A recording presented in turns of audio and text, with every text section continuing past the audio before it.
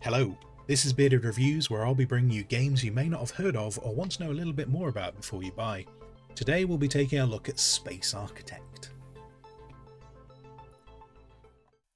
Space Architect is a colony sim and automation game. You start with a beaten up space wreck which in a previous life may or may not have been a space-worthy ship or station. This wreck cost you a fortune, and you're going to need to repay that money, so let's get to it. First things first, warming up your trusty mining laser, you target local asteroids to see what's inside, delivering ice, iron and minerals. In standard colony sim fashion, you'll have to start by ensuring your people's basic needs are catered for. They're going to need food, water and somewhere to get rid of their waste. Once you've sorted out the basics, you're going to need to move beyond and find ways of making money to keep the corporation at bay. You'll set up processing facilities, turning the raw materials into the initial resources needed for expansion of this rust bucket into a hub of commerce. These at the outset will be managed by your small crew, running back and forth between storage and fabrication. What will soon become apparent is having everyone running back and forth is never going to make you millions. It's barely going to keep you on top of your basic survival, as there's simply too much to do. And so, whilst these characters will continue to run around as best they can, you will start to look into ways of automating the processes. Much like games such as Satisfactory, the factory must grow, and with each step completed, more complex production lines and better opportunities for profit will open themselves up to you. You're not alone in space, and so we move into the next big part of the game. That's trade. The corporation wants cold hard cash, not these trinkets you're churning out, but that's okay because passing ships do. Starting out though, selling the basic contents of asteroids won't be enough, and you'll find yourself taking the trader's waste and disposing of it to meet the bills. Trading also brings the benefit of generating research points, as while you're pumping the waste water, you're talking to merchants about how best to survive in space. So initially, you'll aim to meet passing ships basics, selling water, fuel and processing waste, essentially a gas station of the stars. But beware, as each sale you make gets taxed by the corporation heavily, and the smell of debt that permeates your halls will keep some of the more affluent would-be traders away. Paying off the debt in this game has been implemented well. It's an annoying itch that you can ignore and still function, but to thrive you need to get rid of it. As you pay off the debt, trade taxes reduce and larger traders will cease to see you as a no-go zone, allowing you to more efficiently make greater and greater profits.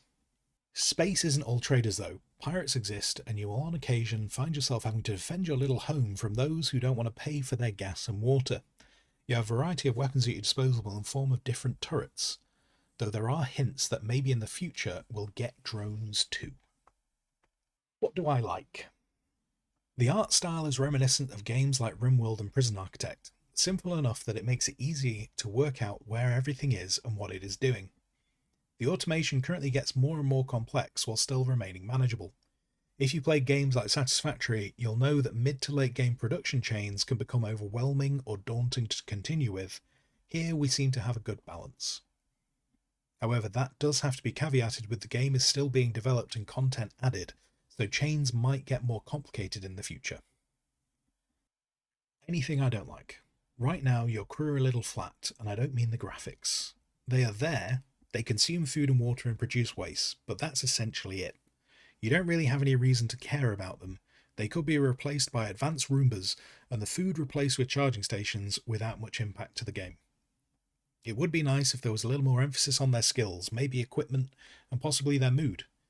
It would be great if your space station could possibly go in the direction of not just being resources, but maybe a relaxation and recuperation stop for passing trade ships or passenger ships. Once you get to mid-late game, the gameplay loses a bit of its purpose. Once you've completed all research, including research you can't use yet, all you've got is repaying the loan, which is quite a significant amount when you're not doing anything new. You're just watching the station make money. There are pirate raids, but that isn't really enough to keep playing while paying off the debt. For example, I'd paid off 34 million after 20 hours of the first playthrough, and had done pretty much all the usable research, meaning I'm just left with a mountain of debt to pay off slowly. Would I recommend it? If you like colony sims and automation games, this should absolutely be on your wish list. The price point right now, I think, is really reasonable. It sits under a tenner and looks like they've aimed for around the $10 mark. As it stands now, I don't see you dropping hundreds of hours into the game, but I can definitely see you losing several evenings to it. I've been Bearded Squire.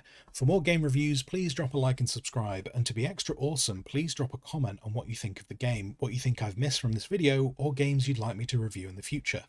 Thanks for watching, and whatever you choose to do with the rest of your day, I hope you have a fantastic time. And until I next see you, until then, goodbye.